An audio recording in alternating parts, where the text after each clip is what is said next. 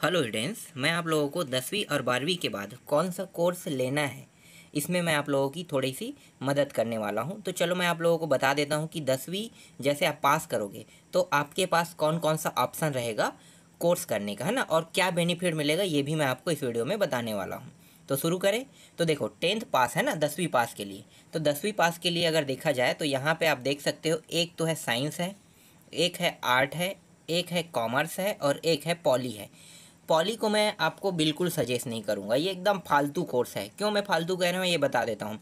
10वीं के बाद होता है पॉलीटेक्निक, 10वीं के बाद हो जाता है, क्या हो जाता है, पॉलीटेक्निक का हो जाता है ना। पॉली मतलब पॉलीटेक्निक इंजीनियरिंग कोर्स है। इसके बाद आपको 11वीं और 12वीं करना ही पड़ेगा।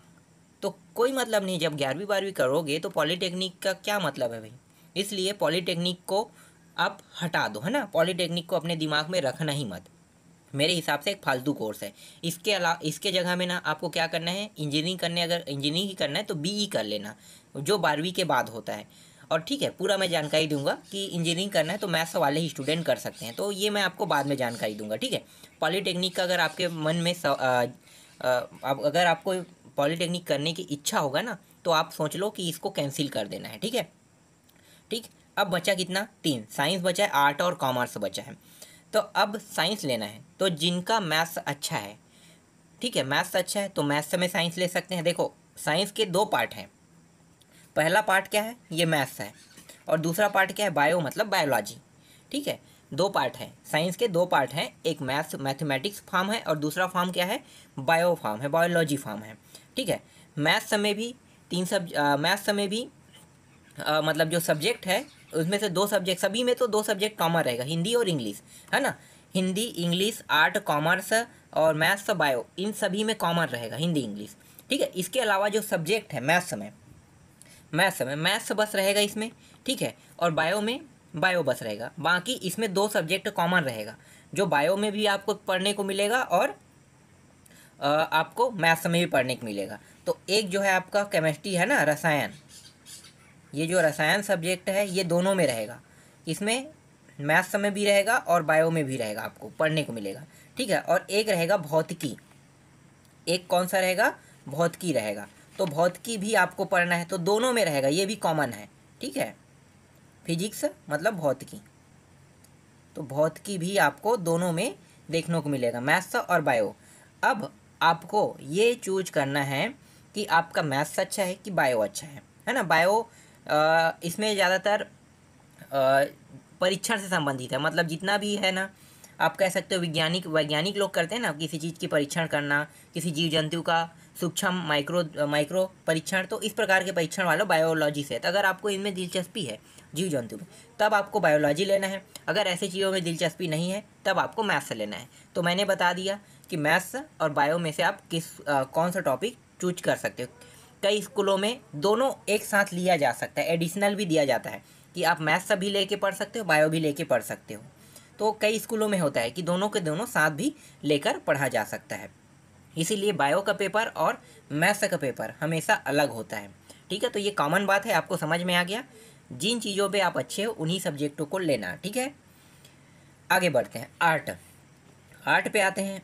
आर्ट का अगर आर्ट तभी लेना जब आप मैथ्स और बायो, देखो सबसे बेस्ट मैं मानता हूँ साइंस सब्जेक्ट को, ठीक है, साइंस सब्जेक्ट को सबसे बेस्ट मानता हूँ। क्यों साइंस सब्जेक्ट को सबसे बेस्ट माना जाता है, क्योंकि आपको साइंस के थ्रू ही, जैसे गुरुजी बनना है, आपको शिक्षक विभाग में जाना है तो साइंस के थ्रू ही जा सकते हो, आप आर्ट और कॉमर्स के थ्रू नहीं जा सकते, ठीक है। आर्ट वालों को तो लोग लेते ही नहीं हैं, कॉमर्स वाले को तो लेते ही नहीं हैं, तो साइंस के थ्रू ही जाया जा सकता है, इसलिए साइंस को सबसे बेस्ट माना जाता है। इसीलिए इसका जो सीट है ये सिर्फ उन्हीं बच्चों को मिलता है जो टॉपर रहते हैं, जिनका प्रतिशत अच्छा है, सिर्फ उन्हीं को इनका जो सीट है वो मिलता है स्कूलों में, ऐसे आसानी से नहीं मिलता है, ठीक है। अब आर्ट, देखो कई लोगों को मैथ्स और बायो में कोई दिलचस्पी नहीं है, तो वो बच्चे क्या ले सकते हैं, आर्ट ले सकते हैं, ठीक है। आर्ट में आपको कुछ सब्जेक्ट जैसे इतिहास है, हिस्ट्री है ना, जियोग्राफी, राजनीति। अगर आप आर्ट लेते हो तो इन तीनों सब्जेक्ट को ही लेना है। आपको कौन सा सब्जेक्ट लेना है, इतिहास लेते हो तो इतिहास बोल रहा हूँ, आर्ट लेते हो तो इतिहास को आपको लेना है, ठीक है, राजनीति और एक है भूगोल। इन तीनों सब्जेक्ट को लेकर पढ़ना। इसके अलावा अर्थशास्त्र भी आता है, आप चाहो तो अर्थशास्त्र भी ले सकते हो, लेकिन मैं आपको सजेस्ट नहीं करूँगा अर्थशास्त्र को, ठीक है। अर्थशास्त्र को आपको छोड़ देना है। आपको कौन सा सब्जेक्ट लेके पढ़ना है? अगर इतिहास लेते हो तो 2 सब्जेक्ट तो कॉमन रहेगा, आपका हिंदी और इंग्लिश कॉमन रहेगा। इसके अलावा आपको इतिहास पढ़ना है, ठीक है, इतिहास आपको ले लेना है अगर आपको दिलचस्पी है आर्ट में तो। दूसरा आपको भूगोल ले लेना है इसी में, ठीक है, भूगोल भी हो गया। और अगला आपका राजनीति रहेगा। इसका बहुत बेनिफिट है ना राजनीति। देखो, अगर आपको सिविल सर्विस में जाना है, कोई नौकरी में, जैसे कि कलेक्टर बनना है, ठीक है, वो तो बहुत बड़ा रैंक अधिकारी होता है कलेक्टर वाला, है ना, तो यूपीएससी के थ्रू बनते हैं। और जैसे पीएससी के थ्रू डिप्टी कलेक्टर, एसडीएम जो बनते हैं छोटे रैंक के अधिकारी, है ना, बी ग्रेड के अधिकारी, यूपीएससी से छोटा होता है लेकिन राज्य स्तरीय में बहुत बड़ा अधिकारी होता है। और अगर उससे छोटे छोटे भी कर्मचारी बनना चाहते हैं तो ये सबसे अच्छा है, क्योंकि आपको इतिहास को पढ़ना ही पड़ेगा पेपर दिलाने के लिए, है ना, तो इतिहास, भूगोल, राजनीति को पढ़ना ही पड़ेगा, इसीलिए आर्ट सबसे अच्छा माना जाता है। तो अगर आप आर्ट लेते हो और नौकरी करना चाहते हो तब आपको आर्ट लेके ही पढ़ना है, ना कि मैथ्स, ना कि भूगोल, मतलब साइंस को आपको लेना ही नहीं है, ठीक है। अब आते हैं कॉमर्स। कॉमर्स में आपको एक तो आपको अकाउंट का सब्जेक्ट पढ़ने को मिलेगा, ठीक है, आपको अकाउंट तो पढ़ना ही पढ़ना है। तो एक हो गया आपका अकाउंट का सब्जेक्ट, ठीक है। अकाउंट के बाद आपको दूसरा जो सब्जेक्ट पढ़ना है वो बिजनेस से संबंधित है ना, तो उसको क्या कहते हैं, बिजनेस, में पूरा नाम भूल रहा हूँ, बिजनेस से संबंधित रहेगा ही रहेगा, ठीक है। और तीसरा रहेगा अर्थशास्त्र, और हिंदी इंग्लिश तो कॉमन रहेगा। तो जिनको कॉमर्स लेके पढ़ना है, ठीक है, कॉमर्स वाले क्या बन सकते हैं, चलो मैं बता देता हूँ। देखो, कॉमर्स के लिए अलग से जॉब तो इतना प्रेफरेंस नहीं है, लेकिन जो सीए बनते हैं ना, सीए, चार्टर्ड अकाउंटेंट, जो सीए बना जाता है, आप लोगों ने सुना होगा सीए, तो सीए की भी तैयारी होता है ना, तो जो सीए बनते हैं वो कॉमर्स वाले ही ज़्यादातर बनते हैं। और मैथ्स वाले को भी मौका मिलता है। देखो, बेनिफिट है, अगर आप मैथ्स से ले हो तो सीए आसानी से बन सकते हो, मतलब आप सीए की तैयारी कर सकते हो, जैसे नीट के करते हैं, जेईई की तैयारी करते हैं ना, वैसे ही सीए की भी तैयारी किया जाता है। तो अगर आप कॉमर्स में दिलचस्पी रखते हो तो आपको 3 सब्जेक्ट पढ़ना पड़ेगा, ठीक है। अकाउंट, बिजनेस से संबंधित एक सब्जेक्ट रहेगा आपका, ठीक है, वो बिजनेस अकाउंट या बिजनेस स्टडी ऐसा कुछ रहता है नाम उसका। और एक आपका रहेगा अर्थशास्त्र। 3 सब्जेक्ट आपको पढ़ना ही पढ़ना है। पॉली को तो पढ़ना ही नहीं, मैंने इसे हटा दिया है ना, तो ये हो गया कॉमर्स वाला, ठीक है। आर्ट और कॉमर्स जो है ये सिर्फ कंपटीशन एग्जाम के लिए, जैसे आपको नौकरी करना है उसके लिए है, ठीक है। इसके अलावा और भी सब्जेक्ट है लेकिन आपको उसको नहीं देखना है, ये कॉमन सब्जेक्ट है जिसको आपको लेके पढ़ना है, ठीक है। तो समझ में आ गया साइंस क्यों लेना है, आर्ट क्यों लेना है, कॉमर्स क्यों लेना है, ठीक है। आगे बढ़ते हैं, अब 12वीं में आते हैं। 12वीं वालों के लिए भी थोड़ा सा हम बता देते हैं।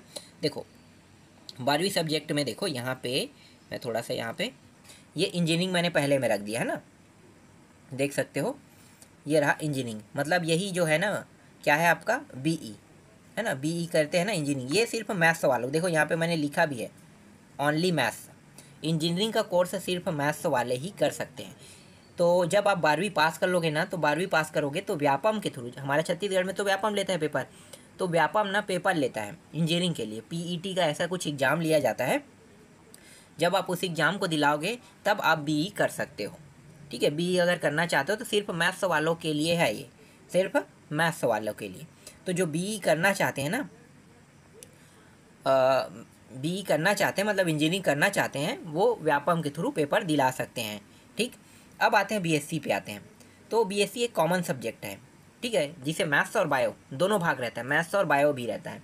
तो जब बीएससी करने जाओगे तो बीएससी के कई पार्ट हैं, जैसे कि नॉर्मल बीएससी होता है। नॉर्मल बीएससी मतलब बायोलॉजी, आपका रसायन और क्या होता है, भौतिकी होता है, 3 सब्जेक्ट मिला के, है ना। हिंदी इंग्लिश तो सब में कॉमन है, तो ये कॉमन रहेगा, 5 ही सब्जेक्ट रहेगा, है ना। और 5 सब्जेक्ट और हर सब्जेक्ट के 2-2 पार्ट, ठीक है, हर सब्जेक्ट के 2-2 पार्ट रहेंगे। कुछ सब्जेक्ट के 3 पार्ट, जैसे रसायन के 3 पार्ट रहते हैं, कॉलेज जाओगे तो रसायन के 3 पार्ट रहेगा। और हाँ, एक चीज़ और बता देता हूँ, बुक की मोटाई जो आप अभी 11वीं में पढ़ रहे, 11वीं और 12वीं में जो पढ़ोगे ना, उतना ही मोटा एक एक बुक रहेगा। तो समझ जाओ, एक एक पार्ट का, जो अभी 11वीं के मान लो रसायन का एक पार्ट जितना मोटा है, उतना ही 3 पार्ट रहेगा, मतलब एक एक पार्ट उतना ही मोटा रहेगा। तो समझ लो 3 गुना आपको पढ़ना पड़ेगा, ठीक। ये चीज़ आपको समझ में आ गया, ठीक है। बीएससी जैसे लेते हो तो यही थोड़ा सा आपको दिक्कत होगा कि 3 पार्ट है। भौतिकी तो 2 ही पार्ट में रहता है, तो भौतिकी जो है वो 2 पार्ट में रहेगा, मतलब 2 पार्ट जो अभी 11वीं 12वीं में पढ़े ना, उन दोनों बुकों को समझ लो आपको 2 पार्ट के रूप में पहले साल में ही हर साल मतलब आपको 3 साल का होता है, तो 3 साल में लगातार ऐसे ही आपको पढ़ना है। ये भी आपको समझ में आ गया बीएससी में, ठीक है। इसके अलावा इसी के अंदर कंप्यूटर साइंस होता है, जैसे कि मैंने कंप्यूटर साइंस का कोर्स किया है ना, तो इसको हम कहते हैं सीएस कह देते हैं, और इसी के साथ सीएस और आईटी होता है, ठीक है। कंप्यूटर साइंस का कोर्स और आईटी का कोर्स होता है जो बीएससी के अंदर आता है। बीएससी के अंदर सीएस और आईटी मतलब कंप्यूटर साइंस और इंफॉर्मेशन टेक्नोलॉजी, ठीक है। ये इंजीनियरिंग का कोर्स है लेकिन इसे बीएससी के अंदर रख दिया गया है, तो ये भी होता है, ठीक है। कॉमन अगर आप करना चाहते हो तो कॉमन मैथ्स से जैसे लेकर मैथ्स, रसायन और भौतिकी भी ले सकते हो, ठीक है।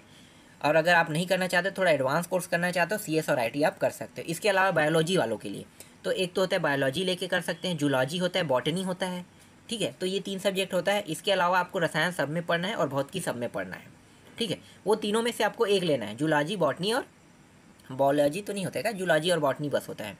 तो 2 इसमें पार्ट हो गए, दोनों में से एक को आपको लेना है। दोनों अच्छे हैं, कोई भी ले सकते हो, कोई दिक्कत नहीं है ना।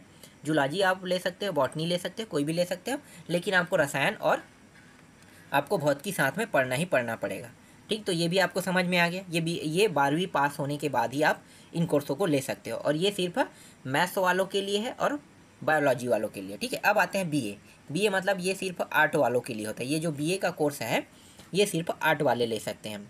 तो पहले ही मैंने बता दिया कौन सा सब्जेक्ट लेके पढ़ना है आपको कॉलेज में जाओगे तो, है ना। तो बस वही सब्जेक्ट लेके पढ़ना, बाकी सब्जेक्ट मत लेना, ठीक है। बीकॉम देखो, ये जो बीकॉम है कॉमर्स सब्जेक्ट से संबंधित है, तो कॉमर्स ये जो बीकॉम है कॉमर्स सब्जेक्ट संबंधित है, तो कॉमर्स वाला जो सब्जेक्ट है वो इसमें आ जाएगा। और जब 12वीं के बाद होता है तो ये बीकॉम नाम दे दिया जाता है ना। तो यहाँ पे देखो हर जो है 12वीं के बाद उन्हीं का कोर्स है, थोड़ा सा नाम बदल के आ जाता है, ठीक है। ये बीसीए कोई भी कर सकता है। ये जो कोर्स है, चाहे आप आर्ट लेके पढ़ो, चाहे आप बीएससी लेके पढ़ो, चाहे आप बीकॉम लेके पढ़ो, कोई भी लेके चाहे आर्ट हो, चाहे आपका साइंस हो, चाहे कॉमर्स हो, है ना, कुछ भी लेके कब पढ़ो, आप आसानी से ये जो बीसीए है आप कर सकते हो, ठीक है। इसके अलावा अगर आपको इन दोनों कोर्सों को नहीं करना है, आपको हाई लेवल का कोर्स करना है, तो एक होता है नीट और जेई, है ना। ये नीट हो गया और एक हो गया जेई।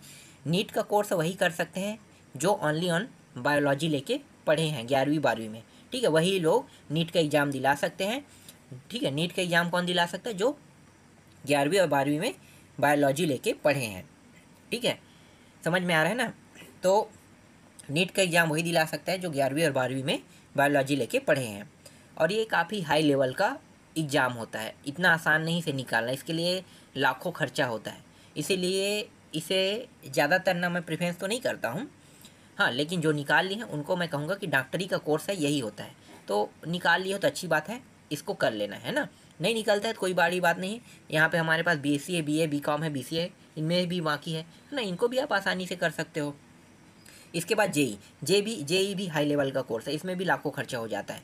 तुम लोग सुनते होगे टीवी में कई छोटे छोटे वेब सीरीज बन चुके हैं ना, तो नीट और जेई के बारे में वेब सीरीज बना है, कुछ लोग नीट निकाले हैं, कुछ लोग जेई निकाले, कोचिंग सेंटर के बारे में दिखाया जाता है, तो बहुत सारे कोचिंग सेंटर है, तो उनके बारे में प्रेफरेंस किया जाता है, बताया जाता है ना, तो उनके लिए वो लोग वेब सीरीज बनाते हैं। तो वेब सीरीज में आपको पता चल गया होगा कि नीट होता है, जेई होता है, जो 12वीं के बाद होता है, लेकिन इसकी तैयारी, नीट और जेई की तैयारी आपको 11वीं में आने पर ही करना होगा, क्योंकि 11वीं में जो बुक आप पढ़ोगे और 12वीं में जो बुक पढ़ोगे वही 11वीं 12वीं के दोनों बुकों को मिला के प्रश्न पूछा जाता है, तो आपको एकदम बारीकी से पढ़ना है।